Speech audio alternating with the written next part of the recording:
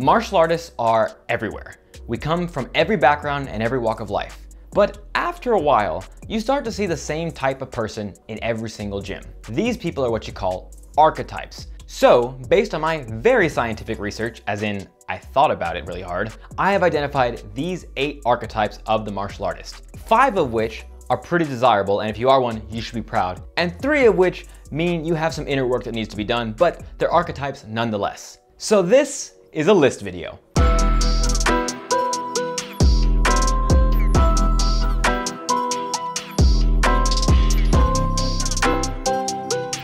Carl Jung defined archetype as innate patterns of thought and behavior that strive for realization within an individual's environment. In dum-dum speak, that means recurring personalities and motivations that appear in the gym. So without further ado, because we have a lot to do, let's get started. First, let's talk about the scholar. The scholar may not be that interested in martial arts, but they are fascinated by the puzzle of martial arts.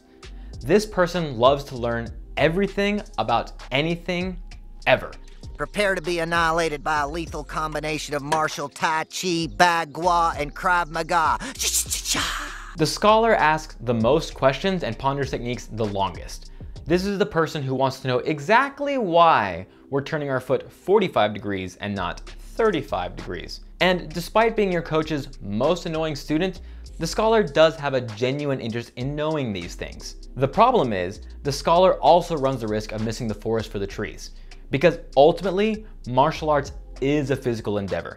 So while it is important to stop and question things, at a certain point, the philosophizing has to stop and the training has to begin. In other words, shut up and train. That being said, the scholar is a great person to have in your gym.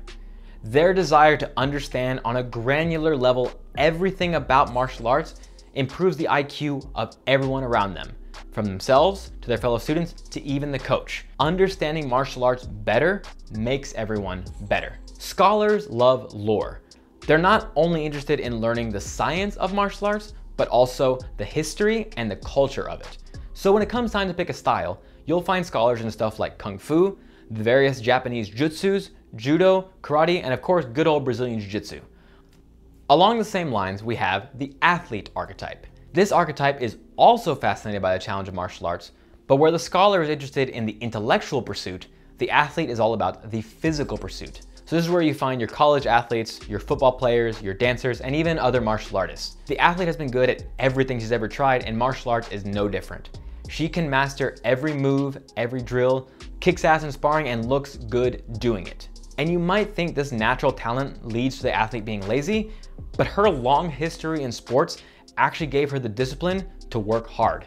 At the same time, when a natural athlete meets adversity, they're much more prone to become discouraged and then disinterested. The trick for this archetype is to remember that the struggle is the goal, and an imperfection during training or a loss in competition does not reflect on them as a person. We're all here to get better, which means we're all gonna fail at one point or another. Because the athlete is using martial arts to express themselves physically, you're gonna find them doing physically demanding martial arts like MMA or boxing. However, they may also enjoy the more extreme sport style of martial arts, so you'll find them doing stuff like Taekwondo or Wushu. Like I said, in both the case of the scholar and the athlete, they're interested in the challenge of martial arts. They are two sides of the same coin. However, make sure these two minimize the amount of time they train together, because they probably get on each other's nerves. Let's talk about the most common archetype you're gonna find in martial arts gyms, the hobbyist. This could be someone looking for something fun to do after work a couple days a week, someone who wants to shed a few extra pounds, or someone who just wants an excuse to socialize. Hobbyists can have a myriad of reasons to train, as can we all really, but bottom line is they're doing martial arts for fun, and it's only one of their commitments. For the hobbyist, fun is the name of the game. Even if they're here to lose a few extra pounds, they're choosing martial arts over weightlifting because martial arts sounds more fun. Practically what this means is classes have to be fast-paced and both physically demanding and mentally stimulating. And no matter what, the hobbyist is going to make friends. The hobbyist is one of the most popular people in the gym because they always bring a good energy and a willingness to train. And that's good because this is probably the only hour of freedom they get in their entire day. But the obvious downfall for the hobbyist is going to be inconsistency and commitment. Because the hobbyist has so many other responsibilities, they can disappear at a moment's notice for weeks, months, or even longer. Ideally, this is happening because of work or family commitments, but more often than you would think, It's boredom. Because the hobbyist is coming to martial arts for fun, when they stop having fun, it's very easy for them to look elsewhere. So the hobbyist will diddle off and start doing something like rock climbing or Pilates or, God forbid,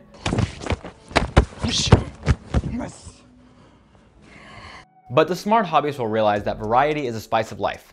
And when they fill their cup on their new adventure, they'll come back to the martial arts until they get filled here, then move on to something else, and so on and so forth. Because the hobbyist is training for recreation, they can take up any style. Their choice is going to be determined by convenience and location, not so much from wanting to learn one style versus another. As such, you'll find hobbyists training in everything from Tai Chi to combat sambo and maybe even both. If it fits into their schedule, they'll do it. Next up, let's talk about the archetype of the competitor. The competitor is someone who is using martial arts as a way to test themselves against another human being. Competitors are usually among the most skilled and most disciplined people on the floor because for them, this is training. Competitors have an event they have to prepare for, so they don't have the luxury of goofing off or phoning in a training day. This archetype thrives in goal-focused training. Having a coach who can say, I want you to accomplish these 3 things by the end of the week, and then we'll do these 3 more next week, gives the competitor a benchmark by which they can judge their progress and keep them motivated from week to week. Because yes, while the competitor does want to win, they need to be given small wins along the way to help keep them motivated. At the same time, you might only see the competitor in the gym if there's a fight on the line, either because they're injured or they're burnt out or they take fight team only classes. The competitor tends to not be interested in training unless there's an end goal. I'm not trying to say the competitor is lazy by any means. They simply operate in a camp mindset. When they're in fight camp, they are 100% devoted to their training and to the fight. But once camp is over, they're either too injured or too burnt out and need some time off. However, despite their touch and go attendance, competitors are some of the best people to have in your gym. They push the skill level of everyone they train with, and they're a great representation of a gym's culture and skill. Not to mention, it's always really nice when you can have a bunch of trophies and belts up on the wall. Now, this should go without saying, but competitors pretty much only exist in combat sports. You're not likely to find competitors training in Aikido, but you will find them in Brazilian Jiu-Jitsu, boxing, MMA, Muay Thai, anything that they can win in, that's probably what they're training in. Similar to the competitor, we have the fighter. The fighter is driven by a lot of the same motivations as the competitor, with one key difference. Unlike the competitor, whose discipline and respect for the game requires her to train for the fight, the fighter comes to training to fight. The fighter might be in the gym every single day, but you rarely see him training. There's always an excuse about injury, or he takes too long wrapping his hands, or he's in the bathroom, whatever. The fighter is not here to warm up, he's not here to drill, he's here to spar, and spar hard. The fighter has all the talent and all the passion to do really well in competition, but more often than not, can't save it for game day. The fighter treats every sparring round like it's a 5-round title fight, and he expects you to do the same.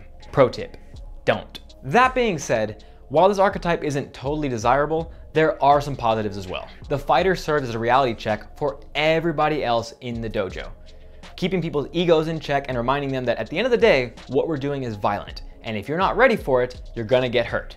Now, this has to be done responsibly and measuredly, because left unchecked, the fighter can do some serious damage to people. And unlike the competitor, who can disappear for weeks on end after their fight, this archetype will be in the gym every single day. Unless, of course, they get injured in some of those sparring sessions. Because when you only spar hard, even against weaker opponents, injuries will happen. The good news is, martial arts gives us the opportunity to work on the worst parts of ourselves. So for the fighter, this means working on self-control and remembering that martial arts is about more than just hurting your opponent. It's a process unto itself, and sparring is only one part of the bigger process. Fighters do really well with styles that promote hard sparring, so you'll find this archetype in stuff like Muay Thai, boxing, Kyokushin karate, and Judo. Moving along, let's talk about the hostage archetype. This archetype could also accurately be called the New Year's resolution archetype, but we'll go with hostage because it sounds more ominous. You'll see dozens of these people appear in your gym, and yes, most of them will show up on January 1st, and yes, most of them will disappear by February 1st. But the ones that stay will stay because they've become absolutely obsessed. So why hostage? I chose the name because this archetype is being held hostage to their training. This is the person who comes to the gym because they have to. To them, training means making sure they lose weight, or stay away from an addiction, or keep depression at bay. This is the person who is going through some shit and is using martial arts to work through it. This isn't to say the hostage is training for the wrong reasons, only that their reason for training isn't about fun or lifestyle. Now this should be obvious, but the more quality hours you spend training, the better you get faster. And since the hostage is spending hour after hour, day after day in their training, the sky really is the limit for them. Unless of course she burns out, which is actually what this archetype is most in danger of. A consequence of the hours upon hours spent in the gym is overtraining and mental exhaustion. Overtraining means repeated, prolonged injuries, fatigue, and a breakdown in skill. And mental exhaustion is exactly what it sounds like. Your brain is tired of you doing the same thing over and over and over again. Overtraining and mental exhaustion combine into what's known as burnout. And it can be difficult for anyone to recover from, but particularly the hostage, who will blame herself for being burnt out and sees being outside the gym as a weakness that allows them to spiral back into their bad habits. Despite all evidence to the contrary, being a hostage is not a bad thing. If it's a choice between giving into addiction or depression or a positive outlet like martial arts, the choice should be obvious. For the record though, addiction and mental health are real things that you can work on with a licensed professional. Martial arts can certainly help you feel better, but it's not a replacement for therapy. This video isn't being sponsored by BetterHelp, but I do highly recommend them. Information down in the description. You'll find this archetype in one of two styles, either the extremely physically demanding or the extremely mentally demanding. If she needs to keep her body moving, you'll find the hostage in styles like Muay Thai, boxing, and Jiu-Jitsu. If it's more of a mental workout she needs, you'll find hostages in stuff like Wing Chun, martial arts that are more about the mind game than the physical game. So I've tried to keep this list pretty fair and on the positive side. But there is one archetype that is both highly prevalent in the martial arts and highly toxic to the martial arts. And that archetype is the princess. The princess is the most knowledgeable, most talented, most skilled, best fighter in your gym. At least, that's what this archetype would have you believe. While fighting should be an ego killer, a lot of people come to the martial arts to boost their ego and put others down. And the princess is the epitome of that. This archetype needs to be seen as royalty in their dojo, regardless of if their skill even warrants that. If the hobbyist and the hostage archetype make up the majority of martial arts gyms, the princess is a close third. Although if you tell a princess he's third at anything, they will throw a fit. And with the black belt, white belt, sensei, student, fighter, non-fighter dichotomy that exists in a lot of martial arts gyms, it's very easy for the princess to cement themselves as the top dog in the gym and put everyone else beneath them. Now, in an ideal scenario, yes, the princess actually is very skilled and very knowledgeable, if a little bit egotistical. In the worst case scenario, this is the person who makes you call them Super Sensei Grandmaster with a cherry on top and whose belt can't even hold their jacket closed. Bow to your sensei. Bow to your sensei! But in either case, to the princess, the dojo is a place to get worshipped, not a place to work out. Now, you might see the princess in the gym all the time, but you'll never see them spar. Because the princess's reputation comes first and foremost, they will never do anything to jeopardize that reputation. So they'll either never spar or only spar brand new beginners in the interest of teaching them. Now, as with everything on this list, there are pros and there are cons. And while the princess archetype comes with a lot of cons, there are some positives as well, so let's talk about them now. For one, given proper direction, the princess will become one of the best people in the gym. Now, yes, it is ultimately you versus you, but it's also true that we know who the best fighters in the gym are and who the worst fighters in the gym are. And a properly focused and properly coached princess will become one of the best fighters in the gym because their ego won't allow for otherwise. Princesses tend to be the people who stick with martial arts the longest, and their need to be respected and bowed to often results in them becoming black belts and senseis themselves. Now, being egotistical and being a good teacher are not mutually exclusive. However, it is something you should work on. Like I said in the best case scenario, if a princess was pushed to their best by their instructor, they'll know how to put their bullshit aside to do the same thing for their students. However, in the worst case scenario, you will get power-hungry maniacs who create a toxic gym culture for everyone around them, but that's its own video. Let me know if you want to see it. Where there's martial arts, there's people with insecurities and there's people with big egos. So the princess can appear in any style. But I do think that traditional martial arts, particularly the ones that use a belt system, tend to be more appealing to the princess. However, For the betterment of the princess, I think he should look at taking a combat sport where he's forced to spar regularly so he can make sure to keep his ego in check and normalized. And look, just because someone has an ego doesn't necessarily mean they're a bad person. I have an ego and I'm great. Finally, let's talk about the monk. This is definitely the most romanticized archetype and almost definitely the one you wish you were. For the monk, martial arts is life and life is martial arts. They have devoted themselves entirely to their training. They've taken every class, they've read every book, they've watched every video. The monk may or may not be one of the instructors, they may or may not be on the fight team, but regardless, they are one of the most respected people in the dojo. The monk is the kind of person who enjoys every aspect of training. The warm-up, the drilling, the sparring, the stretching, the strength and conditioning. He loves all of it. And for the monk, winning and losing fights is kind of irrelevant because that's just a byproduct of training. For him, martial arts is its own means with its own end. At the same time, whether it be the early morning runs or twice a day training or the strict nutritional guidelines, at a certain point, the monk can also be at risk of burnout because when there's no end goal for him to achieve, the process never stops. But as I said earlier, the monk sees martial arts as a means to its own end.